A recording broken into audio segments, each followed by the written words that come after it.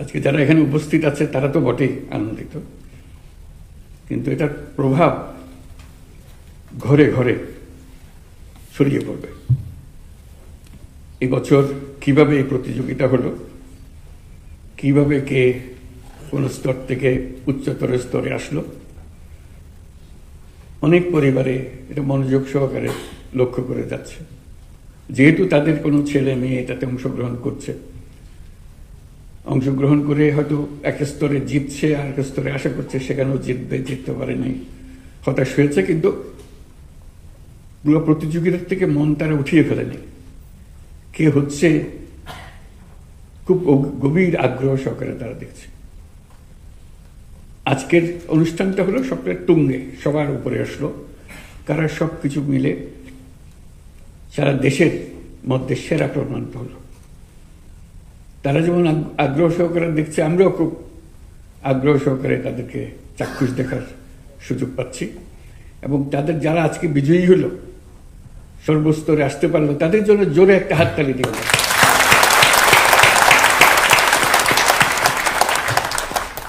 তাদের হাততালি দিচ্ছি, যেহেতু তারা প্রতি স্তর থেকে পার হয়ে এর দূরে আসতে পেরেছে। এটা একটা বিরাট ঘটনা এই শিশুর জীবনে, কিশোরের জীবনে, কিশোরীর জীবনে। তাকে আরো উৎসাহিত করবে, পরের বারেও যেন ভালো করতে পারে, এর চাইতে উপরে যেতে পারে, সেই উৎসাহ ধরে রেখে তার নিজেকে নিজে আবিষ্কার করবে। এটা পুরো জিনিসটা হলো নিজেকে আবিষ্কার করা। এই প্রতিযোগিতাটা আবিষ্কার করার সুযোগ সৃষ্টি করে দিল। না হলে আমি জানতাম না আমি যে ক্লাসে ফার্স্ট হতে পারি, সেটাও জানতাম না। হয়ে গেল, সবাই তাকাচ্ছে আমার দিকে, অবাক লাগে। তখন স্কুলে ফার্স্ট হয়ে গেছি আমার প্রতিযোগিতায়, এইটা একটা অবাক কাণ্ড। এই প্রতিযোগিতার পেছনে কিন্তু আরো অনেক প্রতিযোগিতা আছে। আনুষ্ঠানিক প্রতিযোগিতার পেছনে অনানুষ্ঠানিক অনেক প্রতিযোগিতা।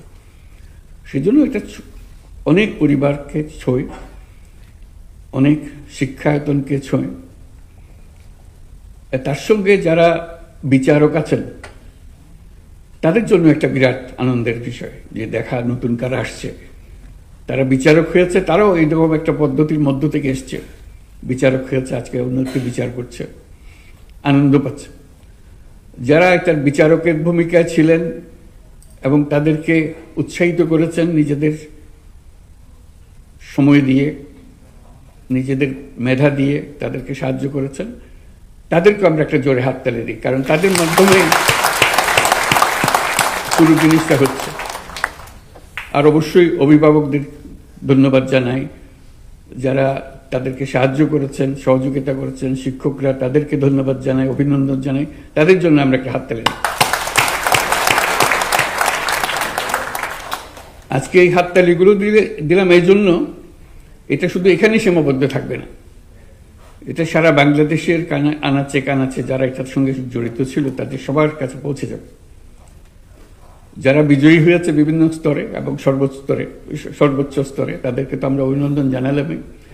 যারা প্রতিযোগিতায় অংশগ্রহণ করেছে তাদেরকে আমরা অভিনন্দন জানাই। এটাও মস্ত বড় জিনিস। আমরা প্রতিযোগিতায় অংশগ্রহণ করেছি, 2 স্তর পার হয়েছি, 3 স্তর পার হয়েছি, আর উপরে উঠতে পারি নাই, বা প্রথম স্তরে আমি হারিয়ে গেছি।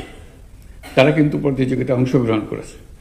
যারা এই পর্যন্ত বিভিন্ন স্তরে এসে পরবর্তী স্তরে আসতে পারেনি, তাদের জন্য আমরা অভিনন্দন জানাচ্ছি, তাদের জন্য একটা হাততালি। কারণ তারা এবার হয়তো পারে নাই, কিন্তু তাদের মনে একটা ক্ষোভ এসছে, এই সামান্যর জন্য আমি কেন পারলাম না, ও কেন পারল। এটাই মানুষকে পরিবর্তন করে। এই যে মনের ভিতরে একটা ক্ষোভ আসলো যে আমি তার চাইতে কম নাকি, আমি তো এটা তোর চাইতে ভালো, ওটা তোর চাইতে ভালো, এইখানে আমি পেছনে পড়লাম কেন। এই যে প্রেরণা আসে, এই প্রেরণাটা সৃষ্টি করা, এটাও প্রতিযোগিতার একটা বড় অংশ। যেবার যারা এসছে, পুরস্কার পেয়েছে, পরবর্তীতে নতুন নতুন মুখ দেখা যাবে। এই কারণে যারা প্রতিযোগিতা অংশগ্রহণই করেনি, শুধু তাকিয়ে তাকিয়ে দেখেছে আর খুব ক্ষুব্ধ হয়েছে যে আমি কেন গেলাম না, আমার কেন সুযোগ দিল না।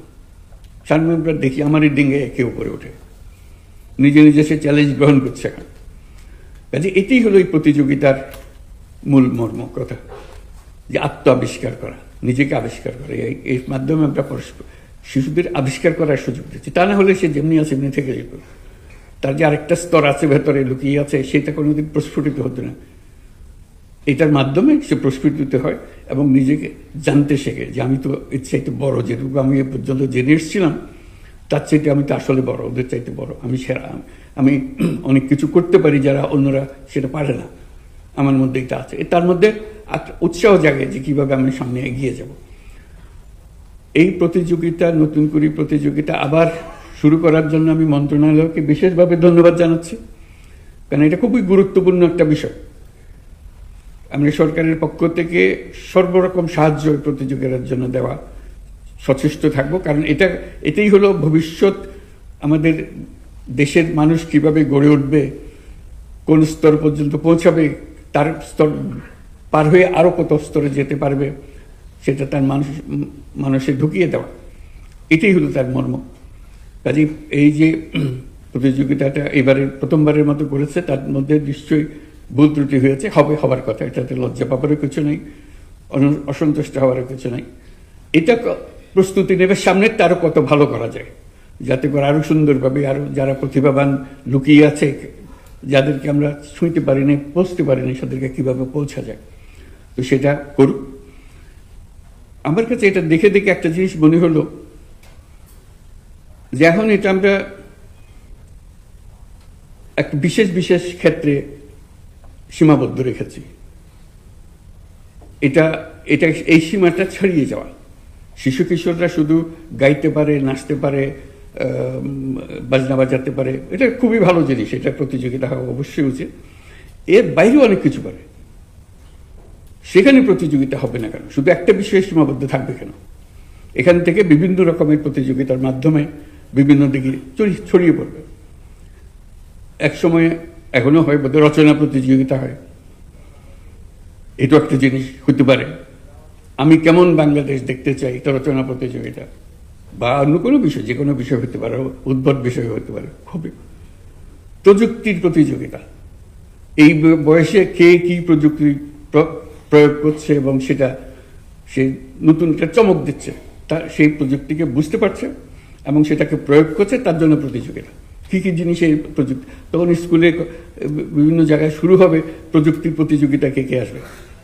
আমরা সব দিক থেকে আনতে চাই, শুধু একদিকে সীমাবদ্ধ না রেখে। এটা খুব গুরুত্বপূর্ণ বিষয় যেটা আমরা এখন করছি, আরো গুরুত্বপূর্ণ বিষয় আছে, সেদিকে ছড়িয়ে যাওয়া। আমরা এর মধ্যে খেলাধুলাকে আনবো না কেন? এই বয়সের ছেলে মেয়েরা খেলাধুলা, তাদের একটা সিরিজ চলুক, এই খেলাধুলা থেকে সেরা হচ্ছে কে কি করছে, কে উদ্যোক্তা হতে পারে, নতুন একটা ব্যবসার, সামাজিক ব্যবসা বা অন্য কোনো যে কোনো ব্যবসার প্রতিযোগিতা একটা ডিজাইন করেছে। যে একটা আগে স্কুল কলেজে এরকম বিজ্ঞান বিষয় হতো, একটা ছোটখাটো একটা এক্সপেরিমেন্ট দেখাতো, বিজ্ঞানের প্রতিযোগিতা, সে একটা জিনিস বার করেছে। স্কুলের এগুলো দেখলে মজা লাগতো, সুন্দর সুন্দর জিনিস। সে অনেক তাতে মেধা খাটিয়েছে জিনিসটা তৈরি করার জন্য, অনেকের সঙ্গে পরামর্শ করেছে এবং এটা ক্রমে ক্রমে উপর দিকে যাওয়া দেখা যাচ্ছে। এইটি তার মধ্যে সে মজে গেছে, একটা বিষয় সে পেয়ে গেছে, এটাতেই সে তার জীবন এবং তার পরবর্তী ক্ষেত্র নির্বাচন সে করে ফেলেছে, এটার মাধ্যমে যেটা করে যায়। আমি মনে করি যে এটা বিভিন্ন ক্ষেত্রে ছড়িয়ে দেওয়া, এটা মন্ত্রণালয় যেভাবে এটা করছে, সে মন্ত্রণালয় একইভাবে অন্যান্য জিনিসকেও উৎসাহিত করতে পারে।